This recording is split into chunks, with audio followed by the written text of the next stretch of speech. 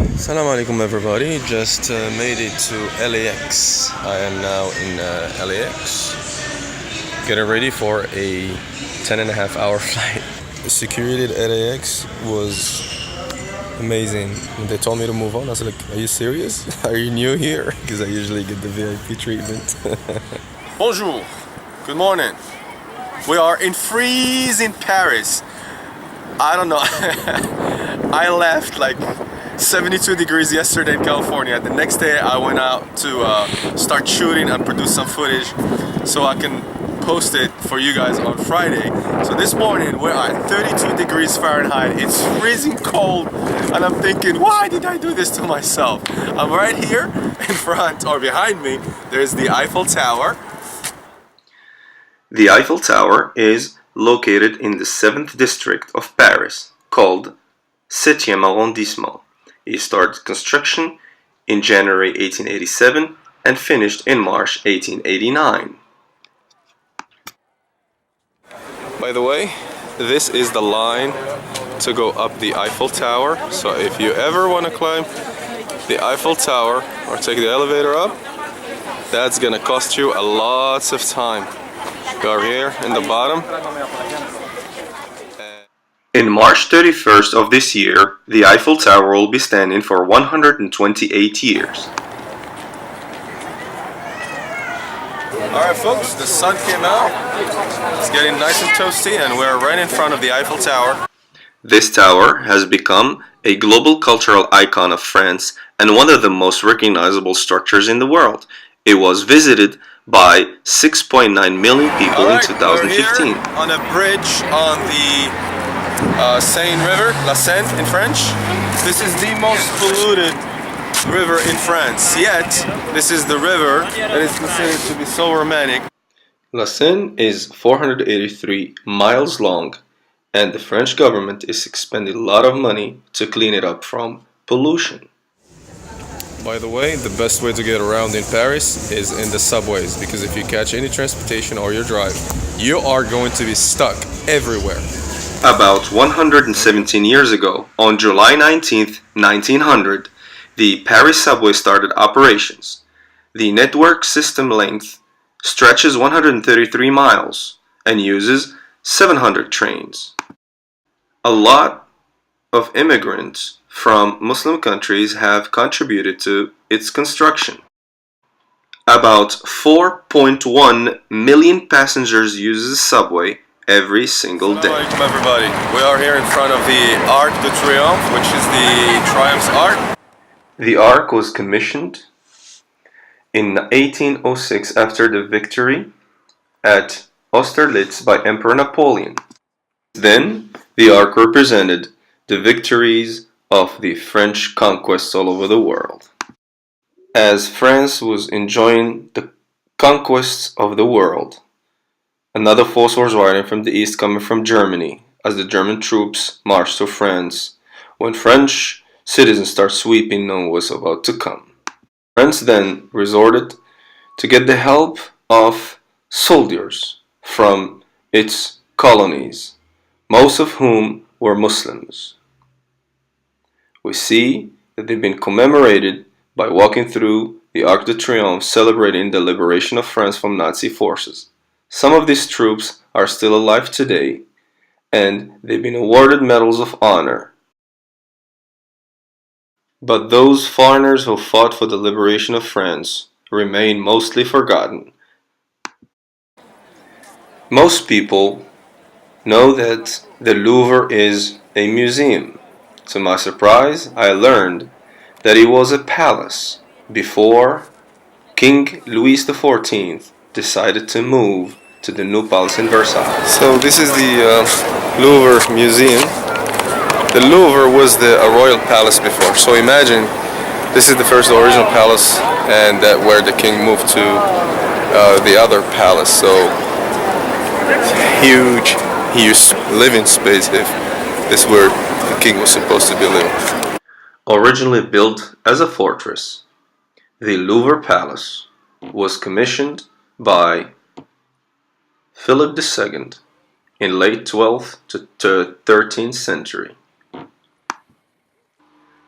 it remained the residence of French kings until the building was extended many times from the present Louvre area. In 1682, King Louis XIV chose to go to the Palace of Versailles, and that's when they changed it into a museum, especially after the French Revolution. What we're looking at this picture is the Concorde Place. One of the pillars was taken from Egypt. Here's a tuk-tuk in We Paris. just entered the Louvre Museum and we are inside the pyramid, glass pyramid. Experiencing now high temperatures due to the greenhouse effect. The greenhouse effect is when the sun rays go through the glass and they cook the air, and it's at least 90 to 100 degrees here inside. I'm hot in here. Meanwhile outside it's like 40 degrees, still cold. It's amazing. Let's see what Louvre has to offer. The museum opened its doors on 10th of August 1793 with an exhibition of 537 paintings, the majority of the works being royal and confiscated church property. Before discovering the galleries of the Louvre, make sure you get some water. This bottle of water cost me $5.55. Going through the halls of the Louvre Museum, I could not stop thinking about the lifestyle that these royalties had. As we go through Napoleon III's apartments, the intricate attention to detail in terms of architecture and decoration shows the might and the power of the French Empire back in those days. The empire always likes to display its power through all the acquired goods and antiquities they gather from all over the world. For some reason, going through many royal palaces in my travels, I can never get over the fact that for this small minority of royalties and nobility to live in this type of luxury, many peasants have to suffer. It is amazing how the decoration looks. For me, it looks as an overkill. To impress who? I'm thinking about all the people who walked around these galleries and alleys and passageways. Where are they now? They are in the graves. Did they take anything of these luxuries with them? They didn't. If you look at this table and you see, I can only imagine people sitting and eating in the presence of the king. What were they thinking? This is a sleeping area, like a bedroom for somebody. And you look at the collections of the silverware and all the stuff, and I'm thinking, Ya Allah, what is the purpose of having all this stuff? Know that the French Revolution started in protest of the way the king ruled the country and the way nobility lived. The segregated system between nobility and peasantry created a big tension that the French people had to resolve. Did not matter where the king lived. All what matters that the walls of this very palace isolated him from his own people. They isolated him in a way that they could not feel the suffering. It was quoted that Marie Antoinette, the king's wife, once said, and here is some of her jewelry. She said that when she was asked that people can't even afford bread, she told them, let them eat cake. Allah subhanahu wa ta'ala in many places in the Quran reminds us to look at those who have passed before us. Look at their homes, look at their palaces, look at the civilization they have left behind. But where are they? Did that benefit them in the Day of Judgment, in Yawmul Qiyamah? The answer is obvious. Would you rather live the life of the French kings in such palaces? Or would you rather live the life of a poor man named Muhammad, the son of Abdullah sallallahu alaihi wasallam? Where are these kings? And where is our Prophet? How are they mentioned? And how is our Prophet mentioned? Looking at the portraits and paintings of all these personalities, that some of them are kings are commissioned to themselves. Where are they now? I noticed that the government spends a lot of money teaching their school kids and university students about their heritage and the art and explaining to them where it all came from. I wonder why the Muslim communities don't do that in the case of Muslim Islamic civilization. The Louvre is an amazing structure, has a lot of art, and now we move on to the Greek area of the museum. Here we see some writings that date back 2,500 years to show how people used to do writing and keep data and contracts and scriptures and all kinds of stuff.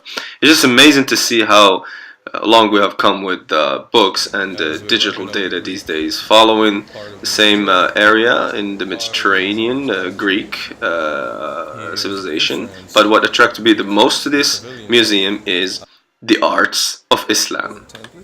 Islamic galleries start with the Quran engraved onto stone, as you can see up close here. And these stones were part of the early learning of the Quran, or as building decoration, as our home decoration, where Islam had reached many non-Arabic speaking countries. Move on to some potteries and building parts that the French have collected from all over the place, wooden doors, closet doors, and notice how the Islamic art emphasizes on calligraphy, writing, lettering, and geometric intricacies in its utmost perfection for those times. The Islamic art does not portray animals or human beings in their art because of the religious tradition. Here we go to some helmets worn by Muslim troops, some potteries and utensils used by them, hangers and metalworks, all kinds of stuff that dates back for over 1,000 years ago. Just amazing how advanced the Muslims were for those times. They said that some cities in the Muslim world were known to export leathers and metals and different kinds of metals and potteries and porcelain, kinds of stuff. It's amazing. Writing equipment like ink and pen holders and such things. I mean, throughout my travels all over the world, you just find all these traces of Islamic industry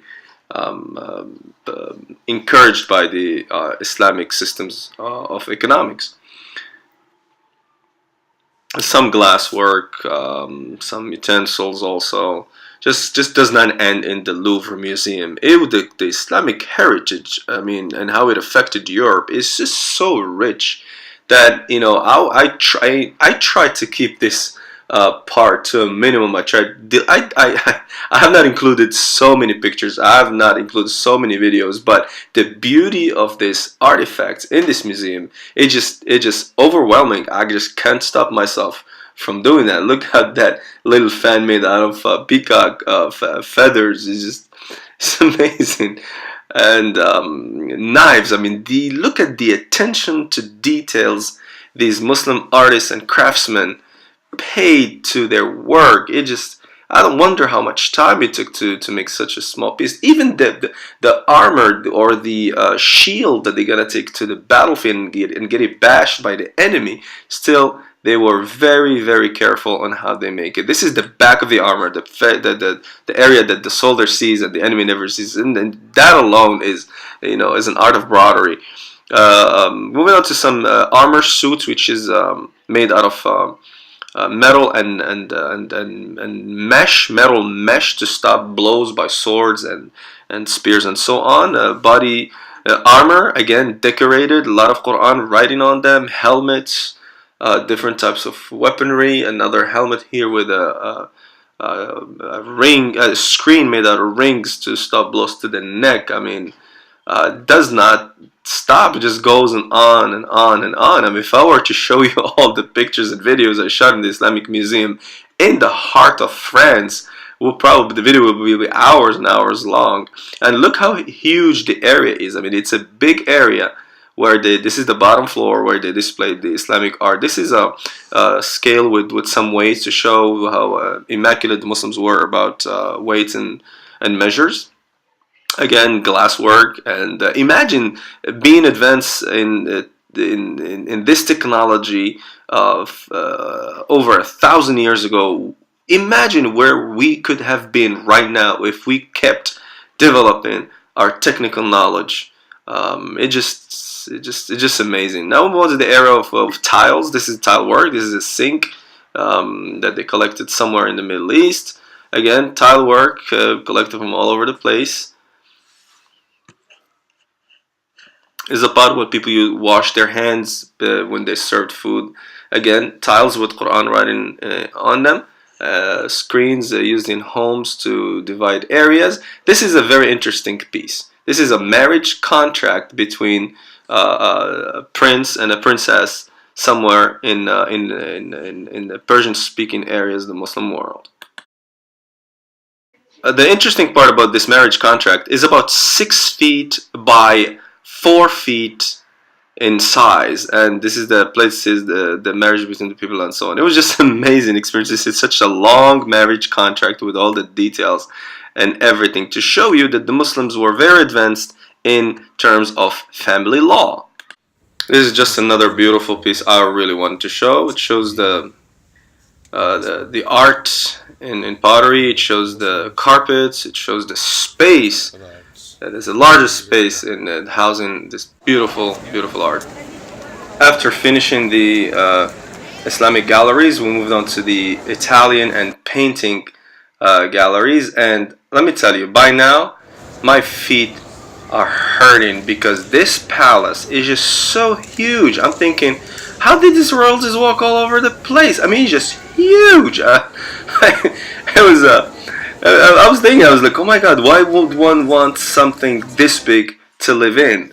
And I wonder about the cost of such things, such rooms, such structures, and the upkeep and the people to maintain them.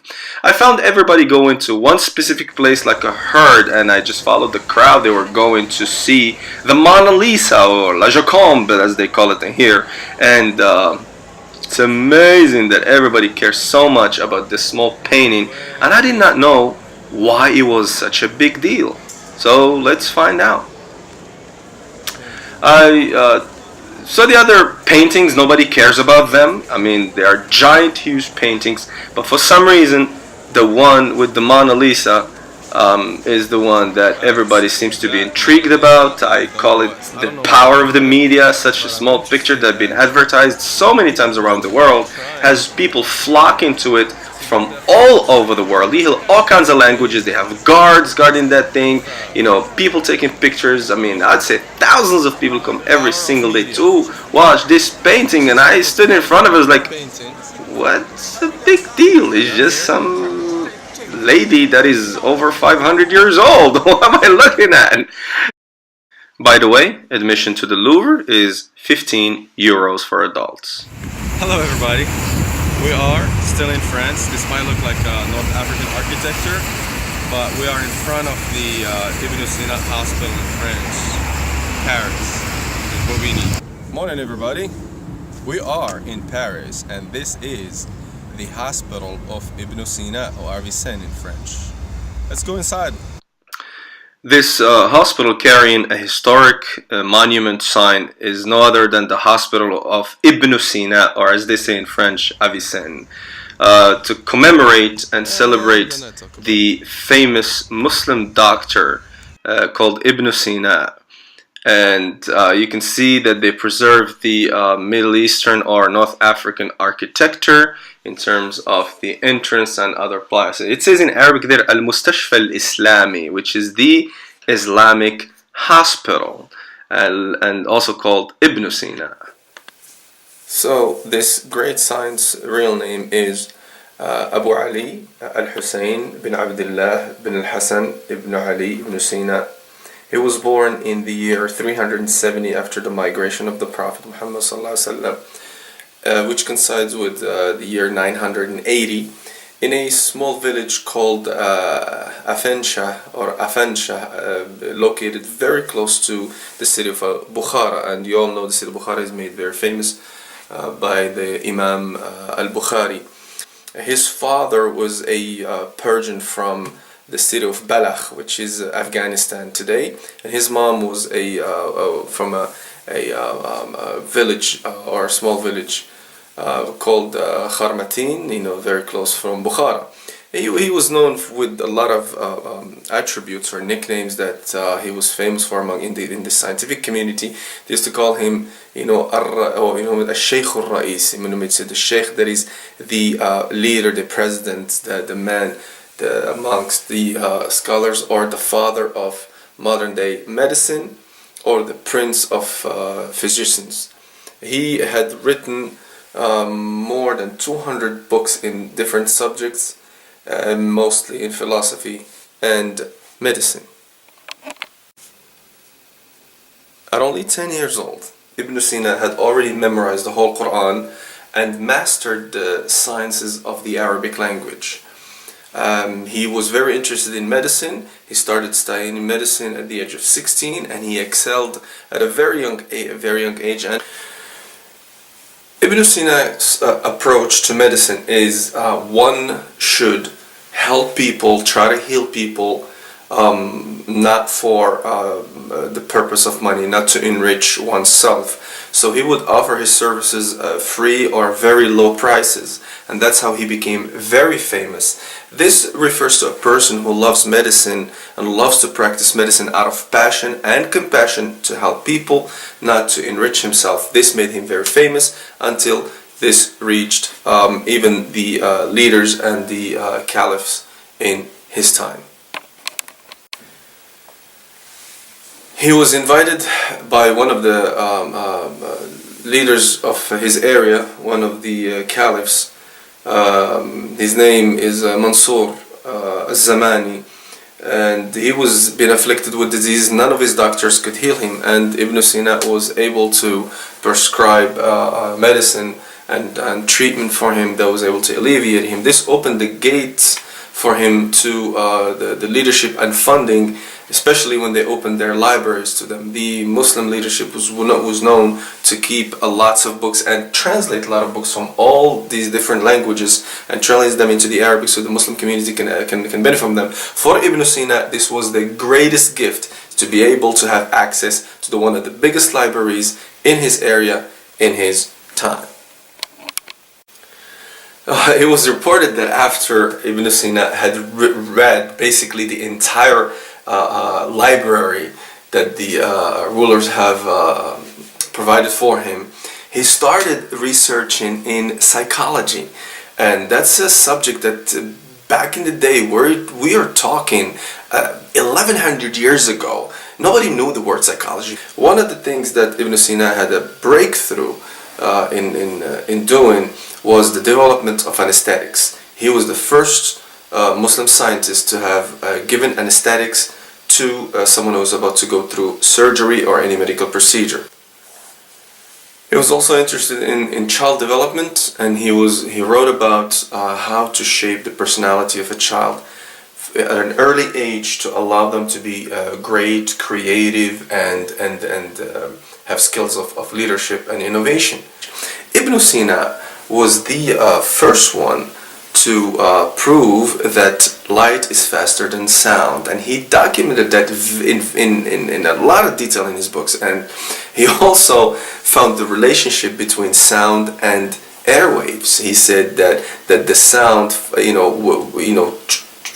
is transmitted through waves through the air. I mean, that's something unheard of in 1100 years ago. What are we doing, Muslims? What are we doing? Imagine the technology we could have pioneered had we built on the scientific findings of scientists like Ibn Sina. Honestly, I can't talk highly enough of Ibn Sina. But for the sake of time and the upload time from Europe all the way back to the US, I'll have to stop here. And inshallah, next Friday we will have another episode with another interesting findings coming straight to you out of France. This is Brother Yunus. I'm out. Assalamu alaikum.